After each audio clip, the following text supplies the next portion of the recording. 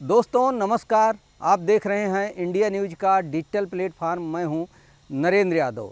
इस समय देश में सबसे बड़ी समस्या प्रदूषण बना हुआ है।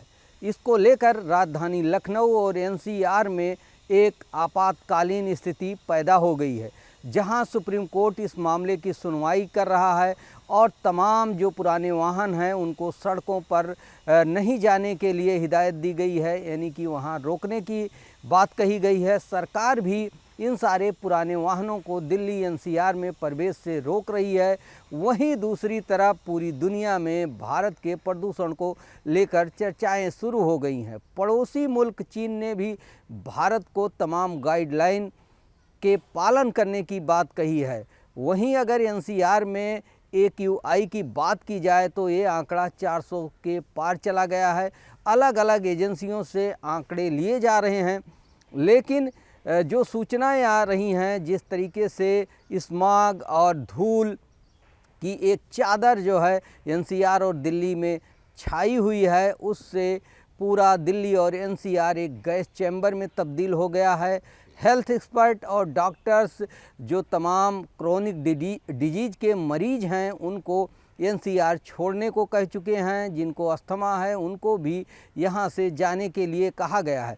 सरकार भी तमाम एहतियात बरत रही है। 50% लोगों को जो कर्मचारी हैं उनको वर्क फ्रॉम होम के लिए कहा गया है, जिससे सड़कों पर भीड़ कम हो सके। साथ ही वायु प्रदूषण को रोकने के लिए तमाम हिदायत दी गई हैं और तमाम प्रयास किए जा रहे हैं, लेकिन ये सारे प्रयास फेल होते हुए दिखाई पड़ रहे हैं, क्योंकि जिस तरीके से दिल्ली में एक प्रदूषण का, स्मॉग का एक बड़ा एरिया कवर कर लिया है और एक बड़ी चादर, एक ब्लैंकेट वहाँ पर बन गई है, वो हटने का नाम नहीं ले रही है। लोगों के सामने एक बड़ी समस्या खड़ी हो गई है। इसको लेकर एक बड़ी पॉलिसी बनाने की भी बात की जा रही है। अगर एक लॉन्ग टर्म पॉलिसी नहीं बनाई जाएगी और जब सर्दी आएगी, मौसम ख़राब होगा, स्मॉग बढ़ेगा, कोहरा बढ़ेगा, तो ऐसे में प्रदूषण निश्चित तौर पर बढ़ेगा। इसको लेकर के सरकार मंथन कर रही है।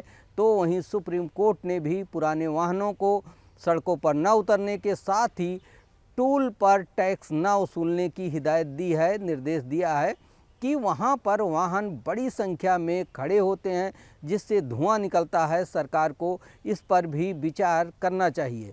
हर तरीके से प्रयास किया जा रहा है, लेकिन इसमें सफलता मिलती हुई नहीं दिखाई पड़ रही है। उत्तर प्रदेश के भी कई ज़िले इसकी चपेट में आ चुके हैं और प्रदूषण एक भीषण समस्या बनती हुई दिखाई पड़ रही है, क्योंकि धरातल पर कुछ होता हुआ दिखाई नहीं पड़ रहा है।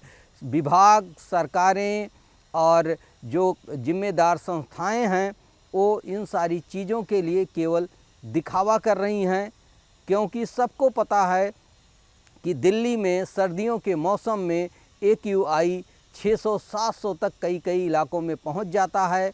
लेकिन अगर ओवरऑल दिल्ली एनसीआर की बात की जाए तो ये 400 के आसपास बना हुआ है, जो जीवन के लिए एक बड़ा खतरा है। इसको देखते हुए सरकारों को इस पे काम करना चाहिए, एक लॉन्ग टर्म पॉलिसी बनानी चाहिए, लेकिन वो होता नहीं है। हर बार इस तरीके की समस्याएं आती हैं, कवायद होती हैं, आदेश निर्देश जारी किए जाते हैं, ऑड इवन फार्मूला अपनाया जाता है, सड़कों पर वाहनों के रोकने की बात की जाती है, पुराने वाहनों को हटाए जाने की बात की जाती है, लेकिन हकीकत में ऐसा होता नहीं। धरातल पर ऐसा दिखाई नहीं पड़ता, क्योंकि प्रदूषण फैलाने वाली जो फैक्ट्रियां हैं, जो वाहन हैं, जो तमाम एलिमेंट हैं, उनको दूर करने के लिए कोई काम नहीं किया जाता। अगर इसके लिए प्रयास किया गया होता तो कुछ ना कुछ असर इसका दिखाई पड़ता।